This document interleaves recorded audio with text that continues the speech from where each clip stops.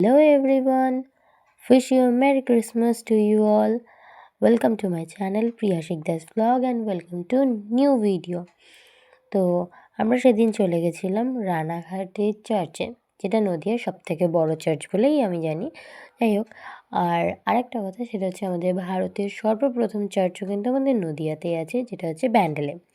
তো প্রত্যেকবারই আমাদের এই চার্চেই আসা হয়, বেশি দূর আমরা যাই না। তো সেই রকমই এবারও চলে এসেছিলাম। আর এবার আমার ভাগ্য ভালো ছিল, কারণ ওর আজকে ছুটি ছিল। অন্যান্যবার ছুটি থাকে না, তো ছুটি থাকার কারণে ও মানে আমরা দুপুরবেলায় বেরিয়ে পড়েছিলাম। তো আমরা দুপুরবেলা ওখান থেকে মানে আমার বাড়ির থেকে বেরিয়ে রানাঘাটে এসে আমরা অনেকটা হেঁটে এসে তারপরে যখন আর হাঁটতে পারছিলাম না, তখন টোটো ধরে চলে এসেছি, মানে রানাঘাট চার্চে যাচ্ছি। আর ওই যে রাস্তার ওপারে যখন আমরা সন্ধেবেলা প্রত্যেকবার আসতাম না, ওই রাস্তা দিয়ে প্রায় এই যে আমরা 15 মিনিট টোটোতে যাচ্ছি, ঠিক এই 15 মিনিটের রাস্তাটাই আমাদেরকে হেঁটে যেতে হতো, যেটা প্রায় যেতে যেতে 45 মিনিট লাগতো। কিন্তু প্রবলেম হতো না, কারণ সরস্বতী পুজোর মতনই এখানেও ছোটো ছোটো প্যান্ডেল হয় এই ক্রিসমাসের টাইমে। আর এখানে দেখতে পাবে রানাঘাটে আসলেই, মানে এই চার্চের দুধারে অনেক ফুল দেখতে পাবে। এখানে তখনও কম ছিল, সন্ধে হতে হতে আরও অনেক বেশি হয়, কারণ এখানে ফুলের চাষ হয়। তো সেই কারণে এখানে তুমি সচরাচর ফুল দেখতেই পাবে সব অনুষ্ঠানই মোটামুটি। আর যেহেতু শীতের দুপুর, তাই পিকনিক আমেজ তো ছিলই। তো সেই কারণেই আশেপাশের সবাই পিকনিক করছিল। তো আমি প্রত্যেকবার মানে এই যে 3-4 বছর ধরে যতদিন আসছি, ততদিনে না ঠিকঠাকভাবে চার্চটা কখনো দেখতেই পারিনি। কারণ আমি যখন এসেছি তখনই প্রত্যেকবার প্রচুর ভিড় ছিল। আর আমি একটু ছোট্টখাট্টো মানুষ, তো মানে একটু হাইটে শর্ট। তো সেই কারণেই আমার একটু দেখতে অসুবিধাই হতো, লোকের ভিড়ের মধ্যে আমি আটকে পড়তাম।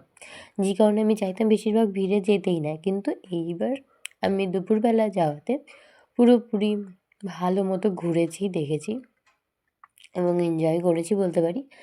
তো দেখো, ক্রিসমাসটা বাঙালিদের মধ্যে মানে আমাদের হিন্দুদের মধ্যে তো সেরকম একটা ইসে হয় না।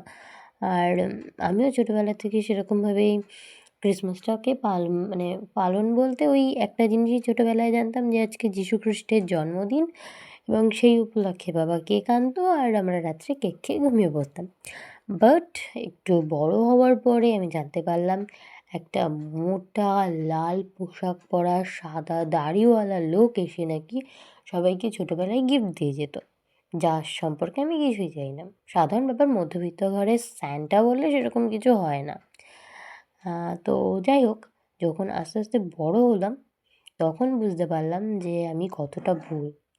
কারণ আমার লাইফে অলরেডি দুজন স্যান্টা তখন ছিলই, মানে সেই ছোটোবেলার থেকে যাদের সাথে আমি থাকি। আর এখন আরেকজন মানে তৃতীয় স্যান্টা যোগ হয়েছে। আশা করি বুঝতেই পারছো কাদের কথা বলছি। তো আমাদের প্রত্যেকের কাছেই এই স্যান্টাটা আছে। আর সত্যি বলতে আমাকে আমার স্যান্টা মানে য যারা আছে আমার কাছে আর কি, আমার সবথেকে প্রিয় মানুষ, তারা আমাকে আমার জীবনের সবথেকে বড় গিফট দিয়েছে, যেটা হচ্ছে আমার স্বাধীনতা, আমার খুশিগুলো, প্রত্যেকটা ছোটো ছোটো এই যে খুশিগুলো। হয়তো এক্সপেন্সিভ সবাইকে দেখিয়ে বেড়ানোর মতো কিছু না দিলেও যা দিয়েছে সেটাই আমার কাছে প্রচুর এক্সপেন্সিভ। যাই হোক, অনেক বেশি কথা বলে ফেললাম। তো এইসব সাইডে রেখে চলো আমরা প্যান্ডেল দেখে আসি। মানে ওই যে বললাম, এখানে ক্রিসমাস মানেই ওই সরস্বতী পুজোর মতোই ছোটো ছোটো প্যান্ডেল হয়ে থাকে। মানে চার্চের আশেপাশে, মানে সেটা উল্টো দিকের রাস্তায় হোক, পাশে হোক, বেশ কতগুলো প্যান্ডেল হয়। তো যেমন এখানে রয়েছে বাঁশ আর আয়না দিয়ে এই প্যান্ডেলটা তৈরি হয়েছিল। প্রত্যেকবারই এখানে কিছু না কিছু একটা থিম করেই থাকে, তো এইবারও সেরকমই করেছে। বাট আমি অতটা বুঝতে পারছিলাম না। তোমরা যদি বুঝতে পারো যে আসলে থিমটা কিসের, তাহলে বলো।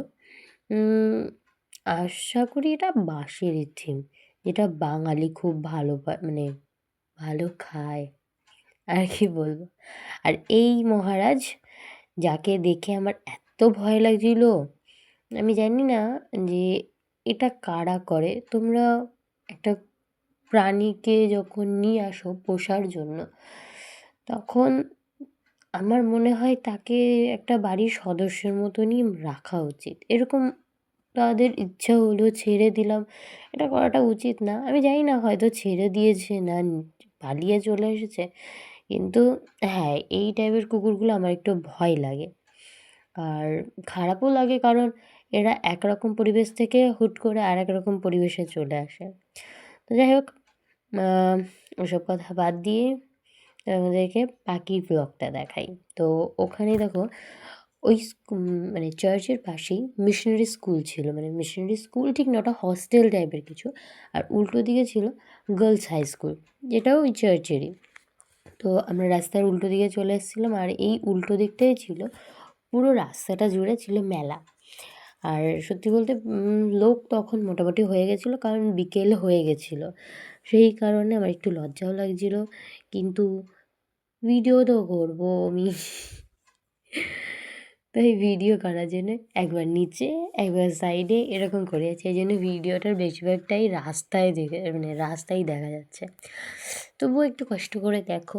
যাই হোক, ওই যে রাস্তার পাশে দেখলে আরও একটা প্যান্ডেল, তো ওরকমই আরও 3-4টে প্যান্ডেল আছে। আর এইখানে আমরা রাস্তায় একটু ব্রেক নিয়েছিলাম খাবার জন্য, কারণ আমি তো বাইরে থেকে খেয়ে গেছিলাম, কিন্তু এই মহান ব্যক্তি কিছুই খেয়ে আসেনি, তো খিদে পেয়ে গেছিলো।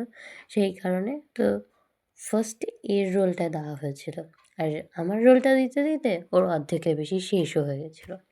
তো ঝটপট খেয়ে আবার বেরিয়ে পড়লাম রাস্তায় হাঁটতে। তো হাঁটতে হাঁটতে এই দেখো এখানে একটা হয়েছে, এটা প্রত্যেকবারই একটু বড় করে হয়, কিন্তু আই থিঙ্ক এদের কোনো সদস্য মারা গেছে, যেই কারণে এরা একটু ছোটো করে করেছিল। আর এটা হচ্ছে গিয়ে লাস্টের আগের প্যান্ডেল। এখানে মানে একটা মাঠ, এই মাঠটাই বেশ বড় করেই করে প্রত্যেকবারই, তো এইবারও করেছে।